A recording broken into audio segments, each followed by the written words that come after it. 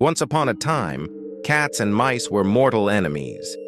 Cats relished the thrill of hunting and eating mice, and even today, the mere sight of a cat sends a mouse scurrying for its life. In a small kingdom of mice, their king, troubled by the growing danger, decided it was time to take action. He summoned all the mice to an urgent meeting beneath a giant tree near his burrow. The king's face was etched with sorrow as the mice gathered, their tiny hearts weighed down by fear. When the meeting began, the king addressed them with a heavy tone.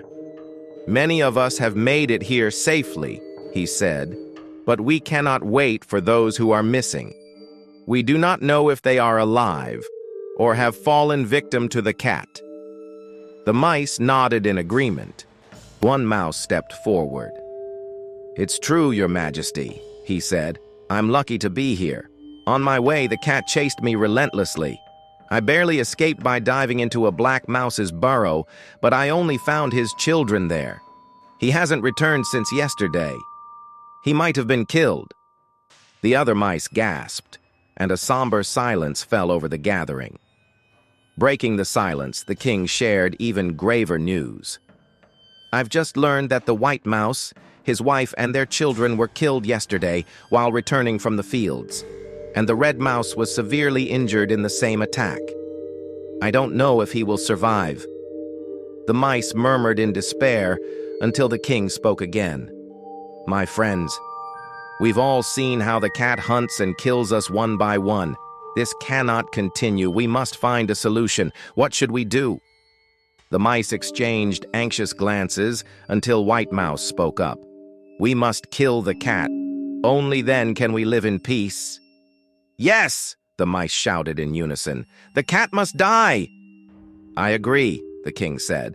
"But how can we kill such a formidable enemy?" For a moment, no one had an answer. Then Fancy Mouse, a clever and resourceful rodent, stepped forward. "Killing the cat is not an easy task," he said. "But I have a plan. What if we tie a bell around the cat's neck? That way, whenever the cat moves, we'll hear the bell and have enough time to run and hide." The mice erupted into cheers, thrilled by the ingenious idea. "Do we all agree to bell the cat?" the king asked. "Yes!" the mice shouted enthusiastically. But then House Mouse, a thoughtful and cautious member of the group, raised a critical question. "It's a brilliant plan," he said, "but who will bell the cat?" The jubilant crowd fell silent. At last, White Mouse stood up with determination. "I'm not afraid of the cat," he declared. "I'll tie the bell to a long stick and throw it around the cat's neck. Leave it to me." The mice cheered once more, inspired by his bravery.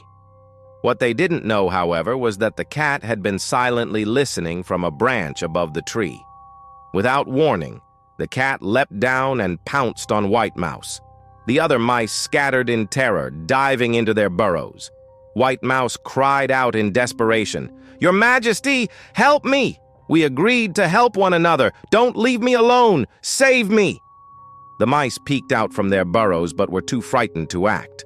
After a moment, the king emerged briefly and announced, "This meeting is adjourned until further notice." Then he scurried back into his burrow. Alone and helpless, White Mouse was devoured by the cat beneath the very tree where their plans had been laid. And so the mice learned that courage and ideas alone are not enough without unity and action. The question remained, who would truly bell the cat?